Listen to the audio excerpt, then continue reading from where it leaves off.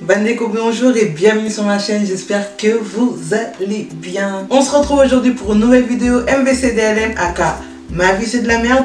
Une vidéo story time où je vous raconte mes stories les plus fou. Pour cette story time, on va pas remonter très loin, on va juste remonter à jeudi dernier. Enfin même pas, ce jeudi en fait. Donc pour les personnes qui me suivent sur mon Instagram, pour toutes les personnes qui ne me suivent pas encore, n'hésitez pas à me rejoindre sur mon compte Instagram que je vais mettre ici et aussi dans la barre d'infos. Et bien sûr, n'hésitez pas à vous abonner à la chaîne et à laisser des commentaires, à partager, etc.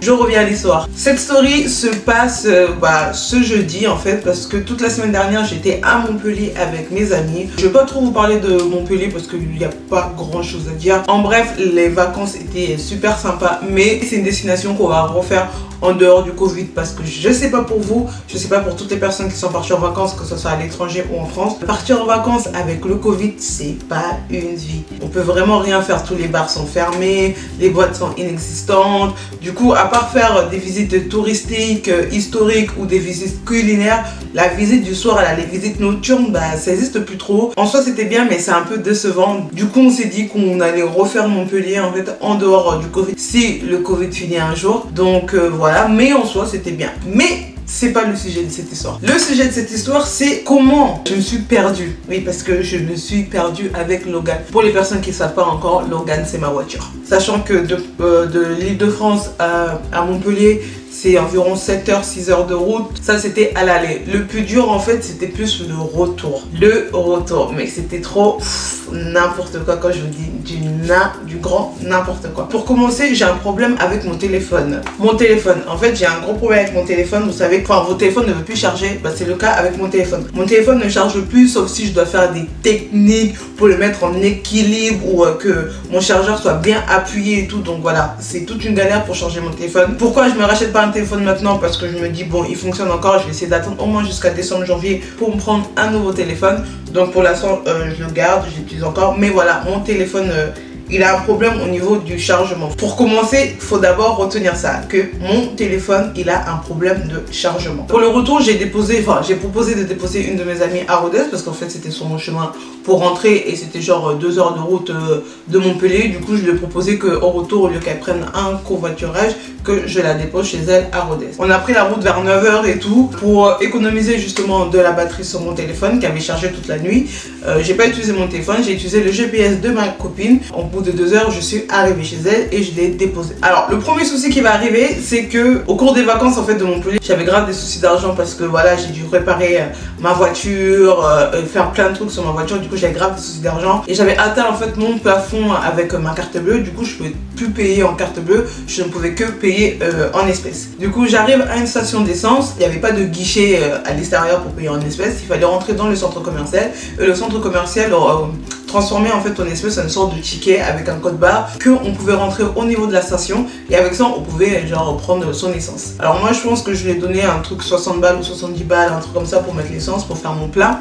Et du coup je vais pour faire mon plein, mais en fait le plein là-bas il était vraiment pas cher, je pense que moi je mets du 95 et le 95 c'était genre à 1,20 €, un truc du genre. Du coup c'était vraiment pas cher. Je pense que j'ai fait mon plein à je sais pas 50 balles et tout, et en temps normal je le fais entre 65 balles et 70 balles.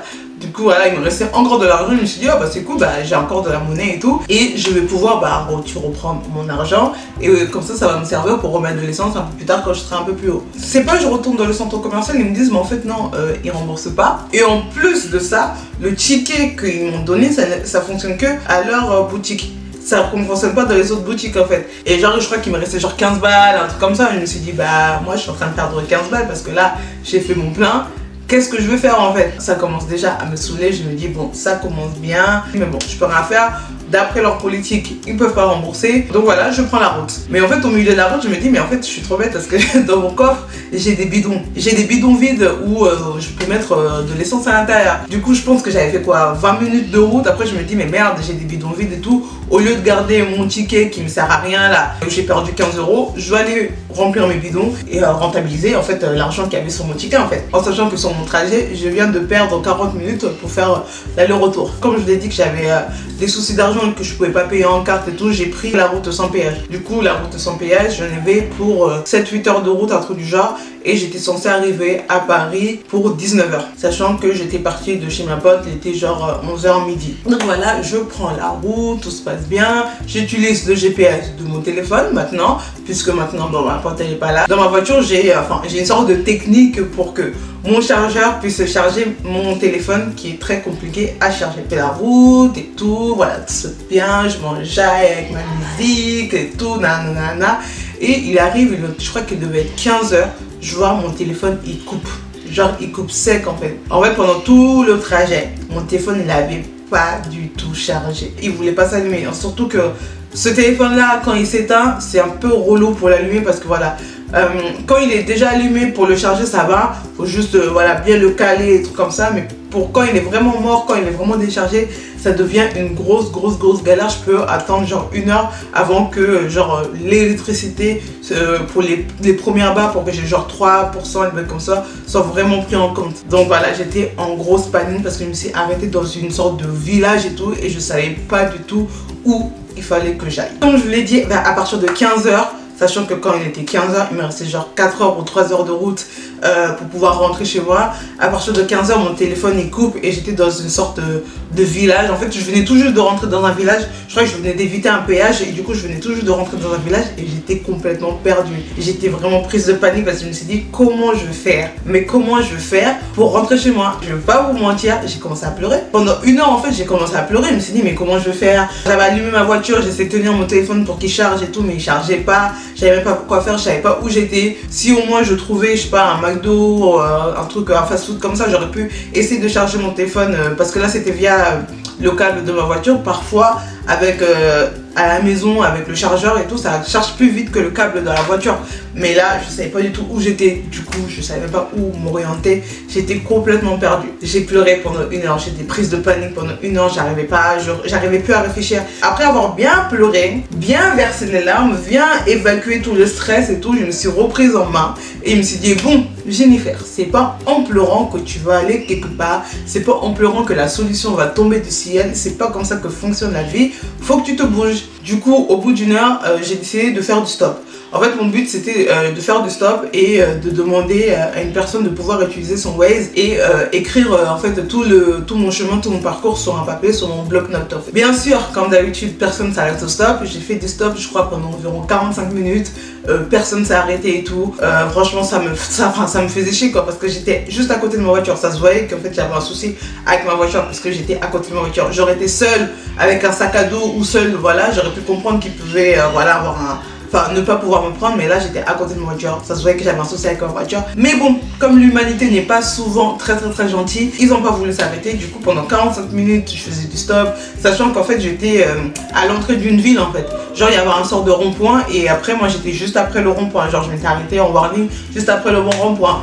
Et les gens ils me voyaient, mais ils n'avaient pas envie de me prendre, ils n'avaient pas envie de s'arrêter, voilà, ils en avaient vraiment rien à foutre en fait. J'ai pas trop le choix, hein. Maintenant là je dépends des gens qui vont vouloir bien s'arrêter ou pas. Donc pendant 45 minutes j'ai fait du stop et là il y a un monsieur, en fait je pense que c'était genre les gens là qui travaillent quand il y a des accidents ou des trucs comme ça et tout. Il y a un monsieur voilà qui s'arrête et franchement j'étais tellement contente. Oh, j'étais tellement contente, genre j'ai tellement remercié le Seigneur, trop contente. Du coup j'explique mon problème au monsieur, je lui dis que voilà je suis perdue, que j'ai envie de remonter sur Paris, je sais pas du tout où je suis, est-ce que je peux utiliser votre Waze pour écrire mon parcours jusqu'à chez moi. Voilà, le monsieur il accepte et tout. Puis son Waze, j'ai écrit tous les chemins. Genre j'étais là en mode à 5 km, prendre la voie à droite, direction ça, pour aller plus vite parce que sinon j'allais vraiment utiliser son truc là pendant longtemps, sachant que j'étais encore loin. J'ai noté les sorties que je devais prendre, les nationales, les départementales, les autoroutes, voilà, j'ai noté que l'essentiel et aussi un peu les noms de villes, en fait les directions, c'est-à-dire par exemple si je dois prendre,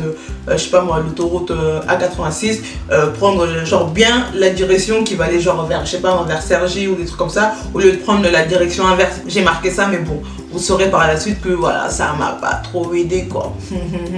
Je note vraiment les essentiels sur mon bloc-notes et vraiment j'étais trop contente que le monsieur soit là. Et après voilà, le monsieur il part. Donc voilà, quand le monsieur il part, je me dis bon voilà, je vais reprendre la route et allons-y quoi. Le deuxième problème arrive, c'est que je n'ai plus d'électricité. J'avais plus d'électricité parce que ça faisait environ 1 heure et demie que j'avais mis le contact dans ma voiture, mais j'avais pas démarré la voiture. J'avais juste mis le contact en fait pour que la voiture soit allumée pour pouvoir charger mon téléphone. Et c'est reparti pour faire du stop. Hein. J'avoue, j'aurais dû penser à ça, j'aurais dû démarrer en fait quand le monsieur était encore là. Tellement focalisé sur avoir mon chemin, avoir le trajet pour rentrer que voilà, j'ai pas du tout pensé à ça.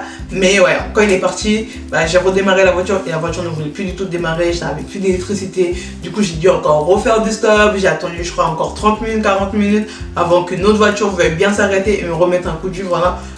Rien que pour ça, ça vous dit que j'ai perdu genre 1 heure. Non, j'ai perdu 2 heures en fait.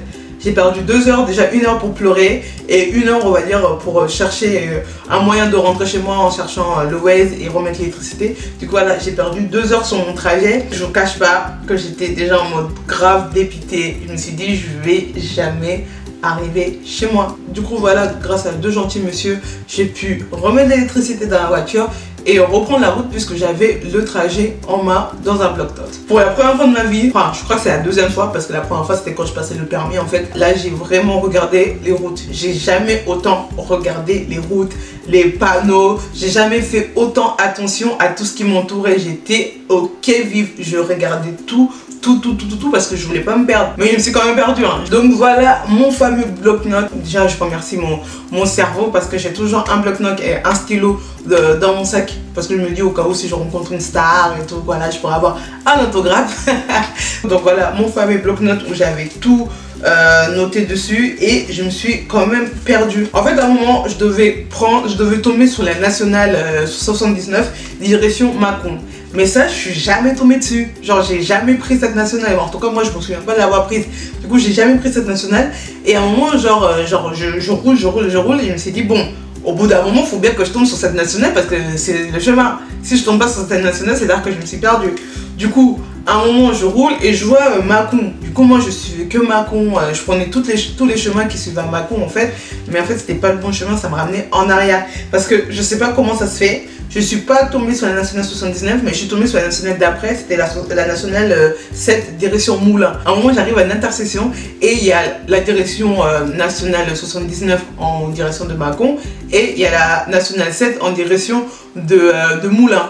Et moi, je me dis, bon, d'après le chemin, d'après le trajet, il faut d'abord que je passe dans le 79 pour arriver sur la 7. Du coup, moi, je me dis, bon, j'ai pas envie de faire n'importe quoi, je vais suivre ce que j'ai écrit.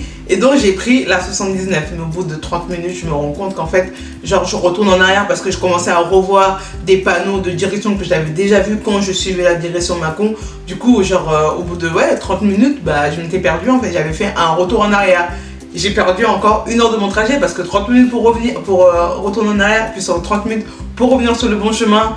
Franchement, c'était chaud. En plus, le pire dans tout ça, c'est que tous ces allers-retours là, ça me niquait grave de l'essence. Ouais, j'avais rempli un bidon et une moitié d'une bouteille d'eau en fait. À force de faire des allers-retours comme ça, de me perdre, de rentrer dans des villes et tout, je gaspillais de l'essence en fait. Je gaspillais de l'essence et à un bout d'un moment, je suis arrivée, je sais plus vers où j'avais utilisé, mais en fait, je commençais à utiliser en fait l'essence que j'avais mis de côté. Comme je l'ai dit, en fait, je pouvais plus payer avec un carte, il me restait que d'espèces et au bout d'une certaine heure, en fait, tous les guichets au niveau des stations de service se ferment et surtout que en fait où j'allais, je savais pas du tout où j'étais. Là, il me reste que ça. Après, je serais dans la merde. Je serais vraiment dans la merde. Du coup, j'ai commencé à bombarder. Mais quand je vous dis j'ai commencé à bombarder, je suis désolée, je sais que c'est pas quelque chose qu'il faut faire, mais à 110, je roulais à 160. J'avais le feu au cul. J'avais vraiment le feu au cul. Je me disais si j'ai plus d'essence, je sais pas comment je vais faire et j'ai aucun moyen pour me mettre de l'essence. Et c'est très difficile de demander à une personne dans une station de service de vous mettre de l'essence. Et encore, il faudrait qu'au moment où moi je suis à la station de service,